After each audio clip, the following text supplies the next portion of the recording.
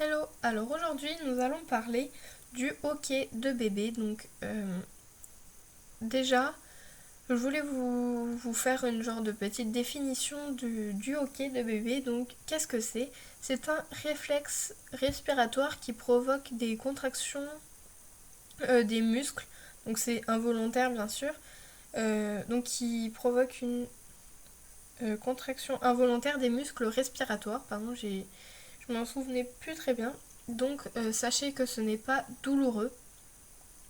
Le hoquet n'est pas douloureux, que ce soit pour... Enfin c'est comme pour vous avez le hoquet et ça ne vous fait pas mal, c'est dérangeant mais ça ne fait pas mal. Et c'est la même chose pour bébé. En général, ça ne dure pas longtemps. Euh, je dis bien en général, moi ma petite sœur ça a duré 20-25 minutes parfois. Mais c'est vraiment bénin, c'est pas dangereux on va dire. Et ça apparaît souvent après un repas, enfin après le repas. Donc chez un bébé ça peut durer jusqu'à 1 heure. Donc 1 heure vous vous dites c'est assez long mais c'est le temps que ça met pour s'arrêter etc. Et une petite astuce vous pouvez, alors ça bien sûr c'est à ne pas faire tout le temps. Alors il y en a qui vont m'écrire dans les commentaires que j'aurais pas dû dire ça mais je le dis quand même. Tremper la tétine dans une goutte de miel. Alors ce qu'il faut, c'est mettre un petit peu de sucre et ça peut arrêter le hoquet. Maintenant, je dis le miel parce que c'est, je sais pas, c'est miel ou sucre, peu importe. Mais moi, j'ai ajouté une chose parce que ça, je l'ai vu sur internet qu'il fallait faire ça. Mais bien sûr, si vous faites ça à chaque fois que bébé a le hoquet, et moi, sachant que ma petite soeur avait le hoquet tous les jours, 2 ou 3 fois, du miel à chaque fois, c'est pas super. Donc, je rajoute quand le hoquet dépasse les 30 minutes. Je pense que c'est raisonnable et ne faites pas ça à chaque fois que bébé a le hoquet. Le hoquet va disparaître tout seul.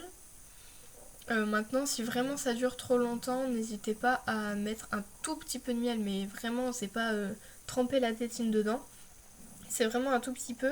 Et ne laissez pas la tétine à votre bébé après assez longtemps. Laissez-lui juste 5 minutes. Ensuite, vous la nettoyez ou vous en redonnez une autre. Donc voilà. Et ensuite, deux solutions pour éviter le hoquet. Donc déjà diminuer un petit peu les repas parce que si bébé a le hoquet, ça peut être parce que les repas sont trop copieux. Donc à vous de voir si vous jugez utile de diminuer un tout petit peu les repas ou sinon ralentir la vitesse des repas parce qu'un repas avalé trop rapidement peut donner le hoquet. Euh, je sais pas si vous... Enfin, si vous buvez vraiment beaucoup de liquide en très peu de temps, je sais pas vraiment ce que ça va faire. Bah si, du coup le hockey. Mais essayez de vous mettre à la place d'un bébé qui doit boire un biberon énorme par rapport à sa taille. Enfin moi c'est ce que je pense.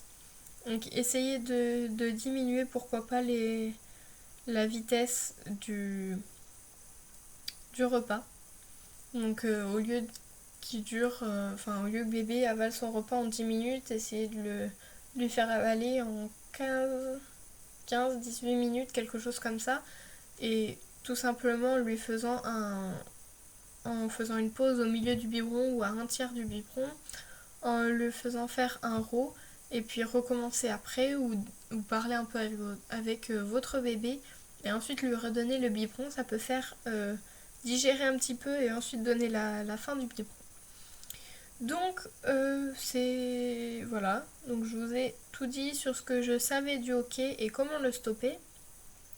Alors si vous avez d'autres astuces à me donner ou réagir à cette vidéo, dites-le moi en commentaire. Je vais pas tarder enfin je pense à ouvrir une FAQ.